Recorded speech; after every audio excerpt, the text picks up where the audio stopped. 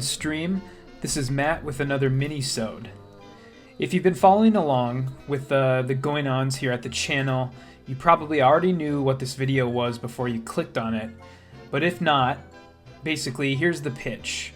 So this Halloween season, I have tasked myself with watching 17 new release horror movies all throughout the month of October. The good films, the films that basically actually justify a two-person discussion, I'm going to be talking about with my co-host Chuck over on our podcast. But if you want to hear about the bad stuff, the shitty stuff, this minisode is for you. Because this minisode is devoted to the worst horror films I watched this October, this Halloween season. Specifically, 6 horror films released in October that aren't worth your time. Time is basically the one resource that we cannot get more of, and I basically ticked roughly 12 hours of my life away watching these films so you don't have to. So, what does bad mean in this case? For the purposes of this video, bad can mean anything from inoffensively mediocre to some of the shittiest films that you will see all year. So we're going to start in kind of the shallow end of the pool here with a film that's just middle of the road, a movie that with a couple of tweaks, it could have been considered good. And that's basically the third attempt at adapting the Stephen King book Salem's Lot. And it's basically been reported this movie has been done since 2022, and Warner Brothers has basically just been sitting on it, deciding, should we release it or should we keep it, in the can and take the tax break?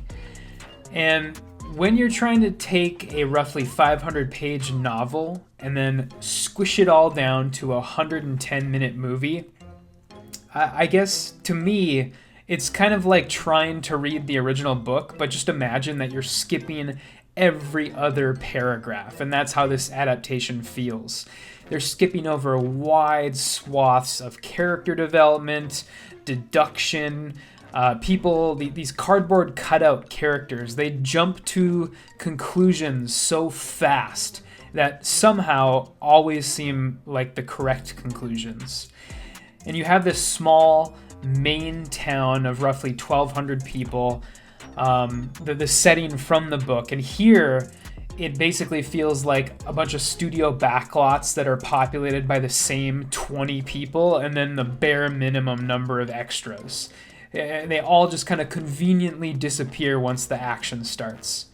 And also be sure to watch out at the set piece at the end of the movie. Watch for the sunset that basically accelerates and slows down and stops according to what the plot dictates. Because boy, that is the fastest and the simultaneously slowest moving sun I have ever seen setting in my life. But, all in all, Salem's Lot is not an awful movie. In a pinch, I'm sure you could watch it in place of Cliff Notes before your Stephen King 101 college exam or something. But next up, also kind of a mediocre film, House of Spoils on Amazon Prime. To tell the truth, this isn't much of a horror movie, and so if that's a deal breaker for you, I would really steer clear. That's going to be something of a trend today during this episode, is the muddling of genres to the point where the film ceases to be the genre advertised by the film's marketing. Because this is really a dark comedy, and if that's not your bag, don't bother. Because what House of Spoils functions as is something like Hereditary mixed with The Menu. There's some sort of witchy, pagan stuff at the fringes of the movie, but it's mostly concerned with skewering the world of fine dining and celebrity chefs. And I'll admit, it does it pretty well sometimes. The comedy is sometimes pretty funny. But other than a couple predictable jump scares and some very, very CGI-looking bugs, there's really nothing scary here. So, this is another one. It gets another resounding shrug of my shoulders. Next up, we have the Shudder release, Mads. This belongs in the zombie subgenre. And they also assert that the movie was all filmed in one extended take, one uncut take. But unfortunately, this movie is the definition of your reach exceeding your grasp. Because it's not a found footage movie, so the camera, it should be a silent observer. It is a thing that should not take up physical space within the confines of the film. And the problem with this shoestring budget is that it cannot outmaneuver the artifice that a one-take movie requires in order to be done well. So as the viewer, you will see and you will notice when the cameraman hands the camera off to another cameraman, or attaches it and detaches the camera from like a crane or a rig or like a Steadicam or something like that. There's a scene at the beginning of the movie that takes place in a car where the camera is in the passenger seat and you can feel the physical space that the cameraman is occupying in that seat, and the actors are clearly trying to avoid touching them. And so you compare that to something like, let's say like Children of Men, where, budget permitting, they invented all these specialized rigs so that the equipment never felt like it was taking up a physical space in the world of the film. And then, other pitfalls of this one-take genre, this movie cannot do. Basically, there's some really dodgy practical effects that I think they just had to say, that's got to be good enough, because otherwise we would have to redo the entire movie. If it was actually all shot in one take. If you're 30 minutes into filming a one-take film and somebody accidentally doesn't connect on like a punch or something like that, you just kind of have to roll with it. Otherwise, you're restarting from the beginning. And so, those are things that don't work in a movie like this, especially when you don't have the budget to do this. So I'll give the movie credit for two things. Having the balls to even attempt this in the first place, sure, whatever. And then also having a unique take on the zombie subgenre, because basically this movie's version of zombies, essentially you turn into a mouth-breathing Neanderthal, and you're basically freaking out and beating people to death and making these noises like gorilla noises, stuff like that. And so yeah, that, I don't know, that's about it though. Next up we have the film The Wait. This is a movie from Spain. You can rent it digitally now for about $6. And I'm just gonna say this now, the next 3 films, including this one, the worst films that I watched this month, they all occupy the same subgenre that I personally am getting really, really tired of. And I'm going to give us a term for it here. I'm going to call it depression core horror. These are basically sad indie dramas that masquerade as horror films. Characters are dealing with some sort of loss, typically the death of a spouse or a child, and then it's established that the character is mentally unstable in some way. And then you throw in a jump scare maybe every 10 minutes that may or may not be imagined.